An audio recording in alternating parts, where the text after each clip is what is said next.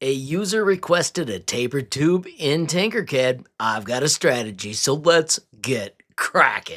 You can find Tinkercad by visiting www.tinkercad.com. I simply choose sign in with Google. It is online and 100% free. Today we're going to simply hit create new 3D design. I just looked up the name of this and it is called a frustum, but I am going to simply call it a tapered tube. Now, the user had a requirement of 3" to 1" and then wanted this to be about 3 mm thick. Here's how we're going to do that. We're going to switch to imperial measurements. This will give us 1 to 1 inches, and we're going to close the settings. I'm going to delete my original one, and let me show you how we build this. Simply bring out the sketch tool. I'm going to drop it right in the center. You can see that vertical dotted line. I'm just dropping it on that spot. If you've never seen Sketch before, always check out the features. These are fantastic. They show you what's new, all sorts of secrets to help you get the most of it. Whenever you're done, you simply click the X. If you prefer my tutorials, you can use the bit.ly up above. Of course, you can return to it whenever you want. We work with the radius. So the user said they wanted 3.5 inches.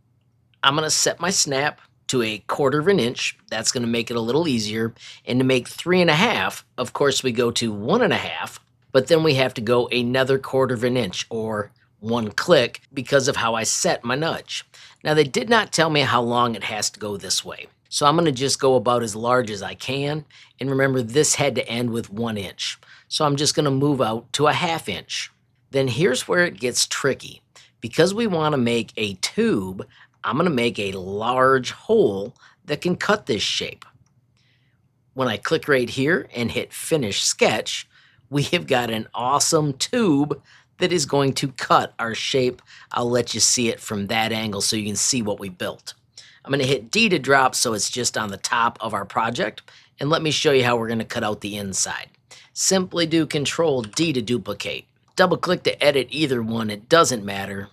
Delete the one we built a moment ago, and we can see the remnants of the other. And then I'm going to just set my nudge this time to the 1/8 inch. I'm going to move over 1/8 inch away. I'm going to go down and move over 1/8 inch away.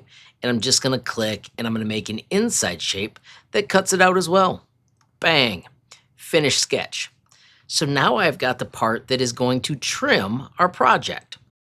All right, with our parts in place, let's quickly name this. Once again, I'm going to call it a tapered tube. I'm going to select them all. I'm going to switch to flat view, and I want to look at it from the front.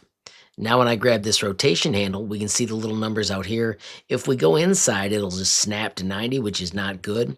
If we move to the outside, you can adjust until you find the angle that you're happy with. Notice -101 looks pretty good for me. This will change depending on how long you made yours. I'm going to switch back to perspective view. And with our cutting parts ready, we can bring out a cube. Now we need this cube to go all the way across and past and up. I'm going to grab these two shapes and I'm going to lock them. I don't want them to move.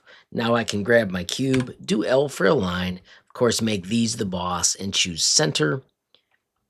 Easier to spot this from this side, there's center. And of course I want to center them vertically as well.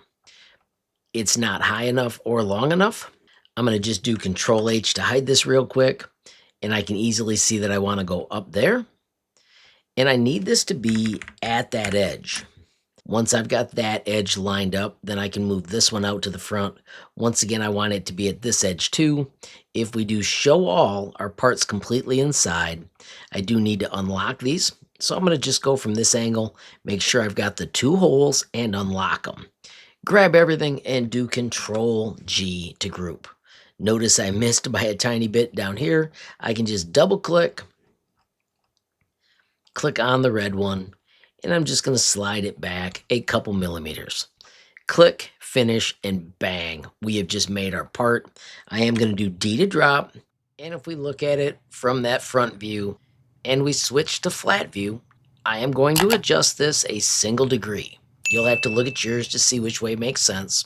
And if we hit D to drop and swap to perspective view, now we've got a part that has 3 inches on one end and 1 inch on the other. All right, so I'm not sure how the user is going to connect both these ends. I'm going to leave that on Jared to work through some tutorials and solve. I do want to show you how to make this more rounded. We can double click on the group, and if we click on each of these holes, we're going to simply just take the sides and bump them to the max. That got me the outside one. If we spin around over here, now we've got the inside one, and once again, simply bump the sides to the max. When I click outside to finish the edit, bang, you have got a nifty tapered tube transition. How cool is that? Quickly wrapping up, I want to say thanks so much to Jared for posting this to my Patreon. Love having this sort of question. Of course, I do not need this part, so I'm not going to print it. If you do print it, make sure you've got some sort of base or raft so that you can get it to print successfully. If you've never posted to my Patreon, make sure you check out that little video up above. I also want to say thank you to everybody that supports me via YouTube memberships. Don't forget there are 3 different levels of support starting as low as $5 a month. With any level of support, you get early access to videos. Make sure you also pay attention to the members only post. I also want to say thank you to everybody that supports me via Patreon. We have passed 350 members. It has a fantastic messaging area where you can ask questions, post designs, and gain skills. Of course, you can learn more with the bit.ly up above or the link in the description. Finally, friends, I want to thank you for watching. Don't forget every time you like, hype, share a video, add a comment down below, or click subscribe. You're helping HLModTech get just a little bit bigger, which absolutely makes my day. Friends, have a glorious day, and keep tinkering.